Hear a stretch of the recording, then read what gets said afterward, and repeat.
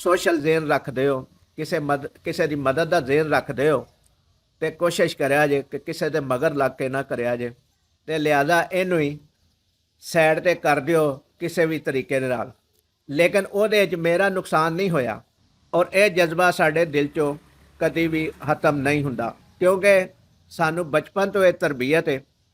ਕਿ ਤੁਸੀਂ ਹਰ ਉਸ ਇਨਸਾਨ ਦੀ ਮਦਦ ਕਰਨ ਦੀ ਕੋਸ਼ਿਸ਼ ਕਰਨੀ ਹੈ। ਇਹ ਸਾਰੀਆਂ ਗੱਲਾਂ ਜਿਹੜੀਆਂ ਮੈਂ ਤੁਹਾਡੇ ਨਾਲ ਕਰ ਰਿਹਾ, ਇਹ ਸਾਰੀਆਂ ਮੇਰੇ ਨਾਲ ਬੀਤ ਚੁੱਕੀਆਂ ਨੇ, ਕਿਉਂਕਿ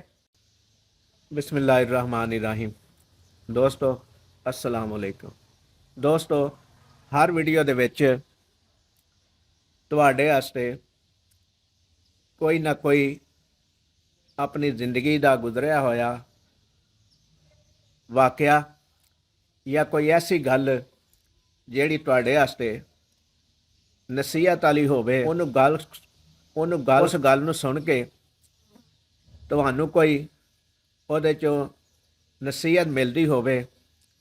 ਉਹ ਕਰਨ ਦੀ ਕੋਸ਼ਿਸ਼ ਕਰੀ ਦੀ ਹੈ। ਤੇ ਅੱਜ ਵੀ ਮੈਂ ਤੁਹਾਡੇ ਨਾਲ ਇਸ ਮੌਜੂ ਦੇ ਉੱਤੇ ਗੁਫ਼ਤਗੂ ਕਰਨੀ ਚਾਹੁੰਦਾ ਵਾਂ,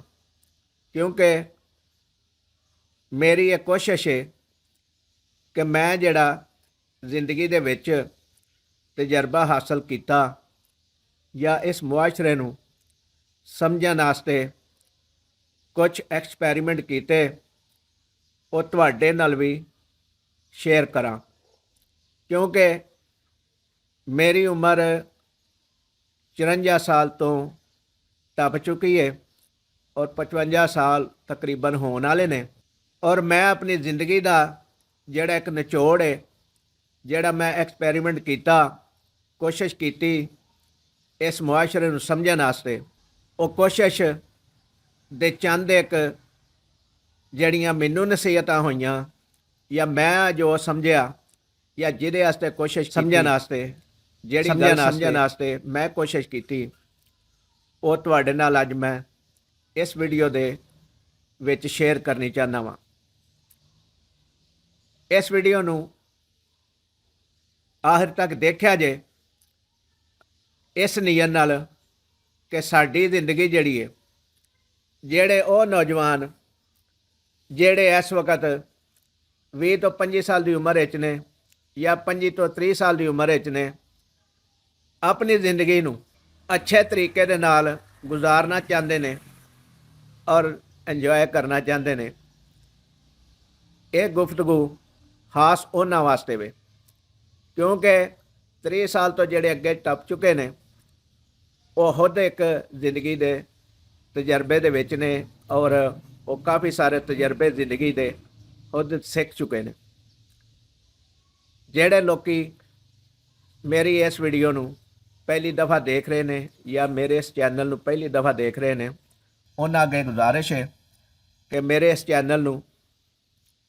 ਸਬਸਕ੍ਰਾਈਬ ਜ਼ਰੂਰ ਕਰਿਆ ਜੇ ਔਰ ਕਮੈਂਟ ਸੈਕਸ਼ਨ ਵਿੱਚ ਵੀ ਇੱਕ ਕਮੈਂਟ ਲਾਜ਼ਮੀ ਕਰਿਆ ਜੇ ਔਰ ਆਪਣੀ ਰਾਏ ਜ਼ਰੂਰ ਦੱਸਿਆ ਜੇ ਕਿ ਮੈਂ ਜਿਹੜੀ ਗੁਫ਼ਤਗੂ ਕੀਤੀ ਹੈ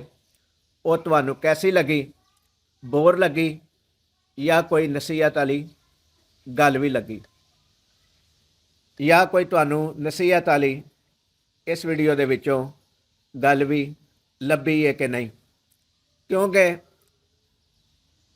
ਮੈਂ ਇੱਕ ਸੋਸ਼ਲ ਵਰਕਰ ਹਾਂ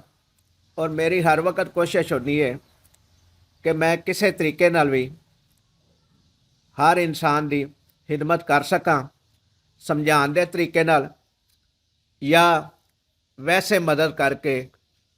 ਉਹਦੀ ਖਿਦਮਤ ਕਰ ਸਕਾਂ, ਕਿਉਂਕਿ ਇਹ ਸੋਸ਼ਲ ਵਰਕ ਜਿਹੜਾ ਸਾਨੂੰ ਸਮਝ ਲਓ ਕਿ ਵਿਰਾਸਤ ਵਿੱਚ ਮਿਲਿਆ, ਔਰ ਇਹ ਸੋਸ਼ਲ ਵਰਕ ਕਰਨ ਦੇ ਦੌਰਾਨ ਕਾਫੀ ਜ਼ਿਆਦਾ ਪਰੇਸ਼ਾਨੀਆਂ ਵੀ ਆਈਆਂ ਨੇ, ਲੇਕਿਨ ਉਸ ਦੇ ਬਾਵਜੂਦ ਦਿਲ ਦੇ ਵਿੱਚੋਂ ਅਜੇ ਵੀ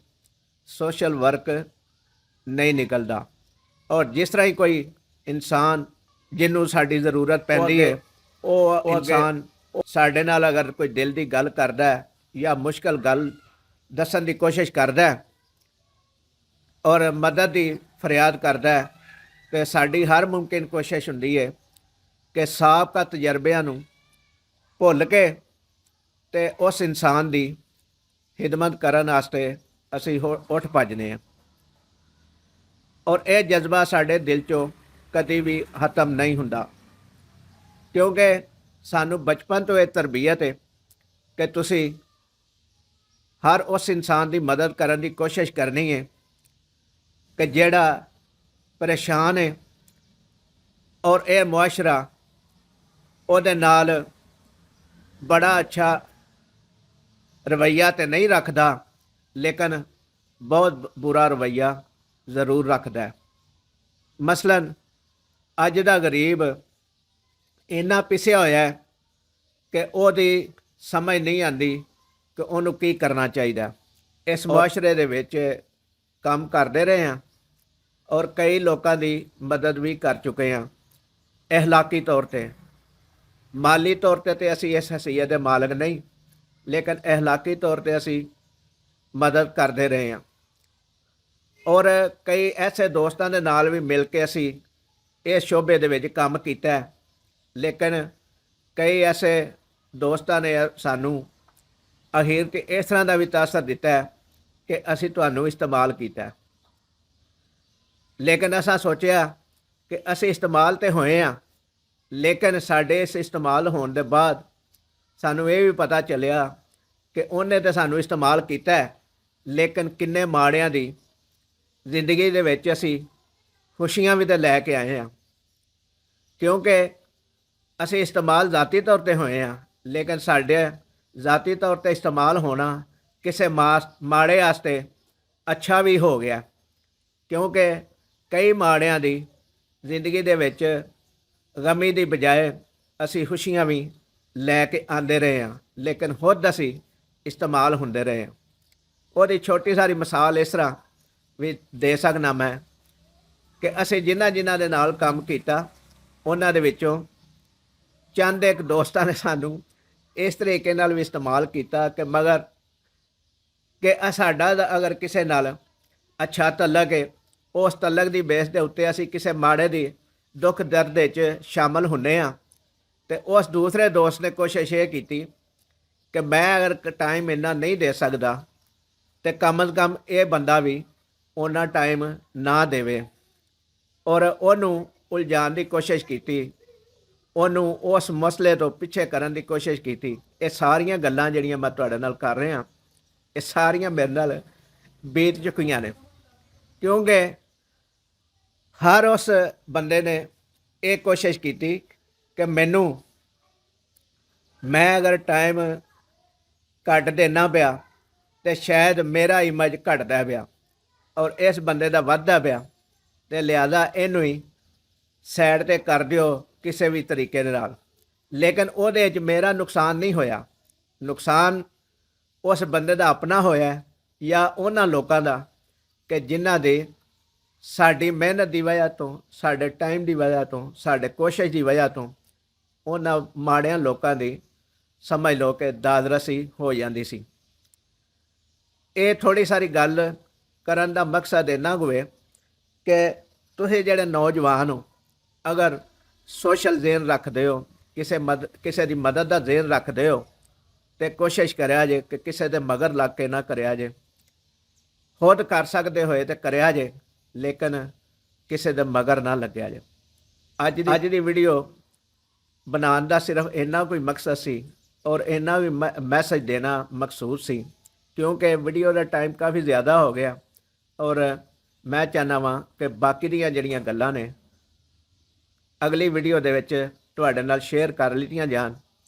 ਇਸ ਵੀਡੀਓ ਨੂੰ ਲਾਈਕ ਕਰਿਆ ਜੇ, ਸ਼ੇਅਰ ਕਰਿਆ ਜੇ ਤੇ ਚੈਨਲ ਨੂੰ ਸਬਸਕ੍ਰਾਈਬ ਕਰਿਆ ਜੇ। ਅੱਲਾਹ ਤਾਲਾ ਸਾਡਾ ਤੇ ਤੁਹਾਡਾ ਹਾਮੀ ਓ ਨਾਸਰ ਹੋਵੇ।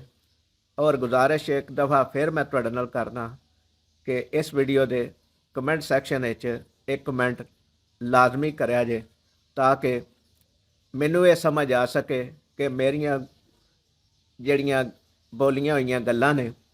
ਉਹ ਤੁਹਾਨੂੰ ਸਮਝ ਵੀ ਆਈਆਂ ਨੇ ਕਿ ਨਹੀਂ, ਔਰ ਮੈਨੂੰ ਇਸ ਤਰ੍ਹਾਂ ਦੀਆਂ ਮਜ਼ੀਦ